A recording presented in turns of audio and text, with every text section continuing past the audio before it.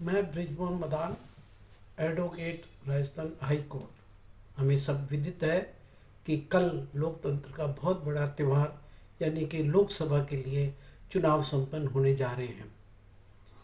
हमें ये विचार करना है कि ये लोकसभा का चुनाव किन नीतियों पर, किन सिद्धांतों पर हो रहा है।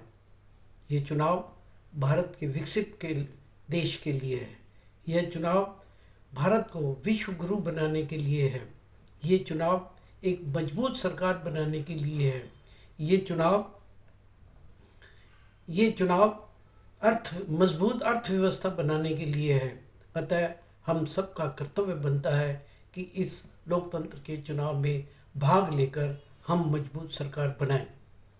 भारतीय जनता पार्टी जो कहती है वही करती है, और जो करती है वही कहते हैं। मैं आपको थोड़ा सा याद दिलवाऊं, सन 1951 में भारतीय जनता पार्टी की शुरुआत की पार्टी जिसका नाम जनसंघ था, जनसंघ ने कांग्रेस से अलग होकर 3 विषयों के लिए भारत की जनता को आश्वासन दिया था। भारत की जनता के लिए ये काम करने का अपने आप में एक प्रण लिया था। वो पहला प्रण था कि कश्मीर को विशेष दर्जा नहीं देना है। उससे पूर्व कश्मीर को विशेष दर्जा दिया गया। बाबा साहब अम्बेडकर ने जो संविधान बनाया उसके विपरीत कश्मीर को विशेष दर्जा दिया गया। उसके अनुसार वो कश्मीर में हमारे भारत सरकार का संविधान लागू नहीं होता था। कश्मीर में अपना उनका संविधान होता था, अपना झंडा होता था, अपना प्रधानमंत्री होता था। प्रधानमंत्री की बात तो मानी गई उसी समय, और मुख्यमंत्री की कहने लगे।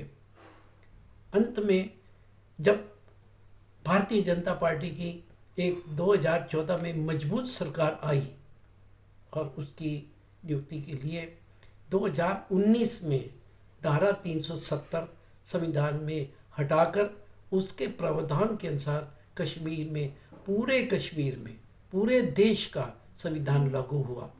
उसके पश्चात मुख्यमंत्री की जगह प्रधानमंत्री किया, और भारतीय जनता पार्टी ने भारत की सब जनता को यह आश्वासन दिया था, हम सरकार में आएंगे, अयोध्या में भव्य राम मंदिर बनाएंगे। उसके उन्हीं के अनुसार 24 जनवरी 2024 को भव्य मंदिर बना, राम जी की प्राण प्रतिष्ठा हुई, और हम देख रहे हैं कि कल उस मंदिर में पहली बार रामनवमी मनाई गई।